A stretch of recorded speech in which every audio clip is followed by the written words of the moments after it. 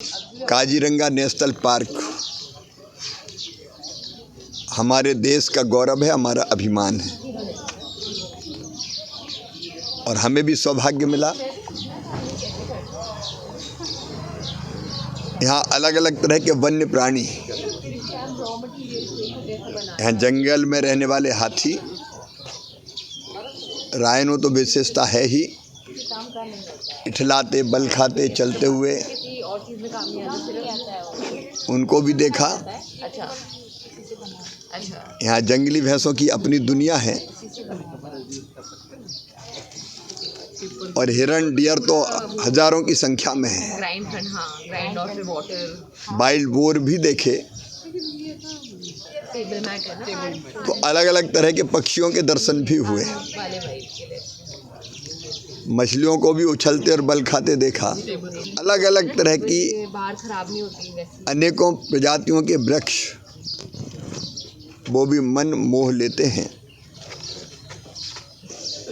मैं सुरक्षा में लगे हुए और वन के प्रबंधन में लगे हुए, नेशनल पार्क के प्रबंधन में लगे हुए सभी भाइयों को, बहनों को, बेटियों को जो वन दुर्गा के रूप में भी काम कर रही हैं, उनको भी बधाई देता हूँ। आसाम की धरती पर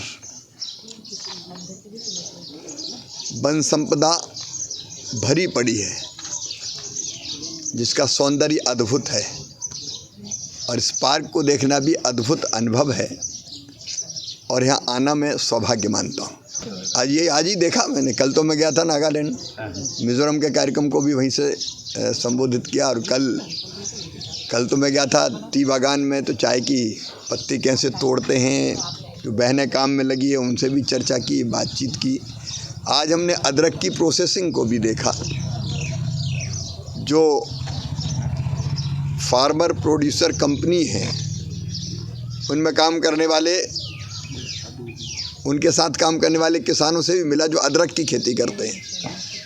उन्होंने बताया कि अदरक की वो खेती करते हैं और प्रोसेसिंग का प्लांट भी एफबीसी चलाती है, वो भी देखा।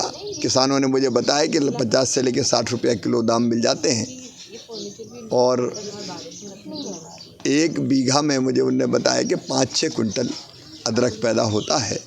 तो मैं किसानों से भी मिला,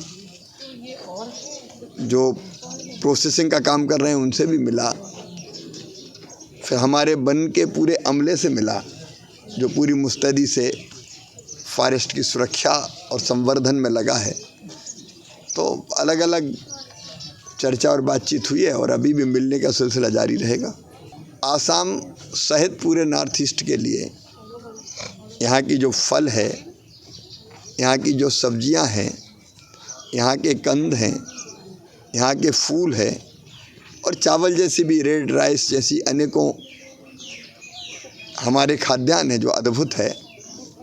और इसलिए हम एक तो 29 मई से लेके 12 जून तक एक अभियान चलाएंगे। सारे साइंटिस्ट की टीम, हर ज़िले में एक टीम वैज्ञानिकों की हम भेज रहे हैं जो वहाँ की जलवायु कैसी है, वहाँ की मिट्टी में कौन कौन से पोषक तत्व है, उन तत्वों को ध्यान में रखते हुए कौन कौन सी फसलें वहाँ बेहतर उगाई जा सकती है, जो प्रोटेक्टेड एग्रीकल्चर है उसको भी कैसे बेहतर कर सकते हैं, उत्पादन कैसे बढ़ा सकते हैं, लागत कैसे घटा सकते हैं, इस पर काम करेगी।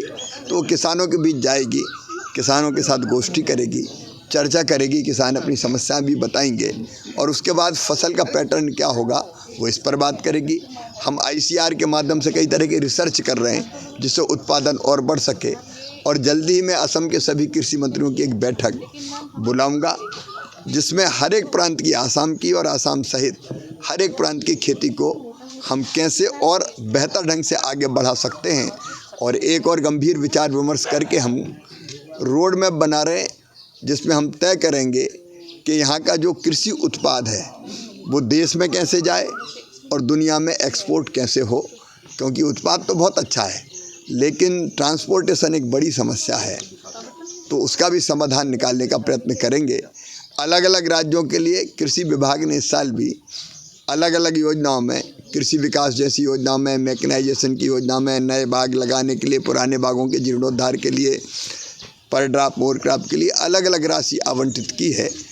अब मैं कल नागालैंड और मिजोरम की राशि मैंने वहाँ घोषित की थी, कल आसाम में कार्यक्रम है गुवाहाटी में, तो आसाम के बारे में वहाँ बात करूँगा। आप सबको भी बहुत बहुत धन्यवाद।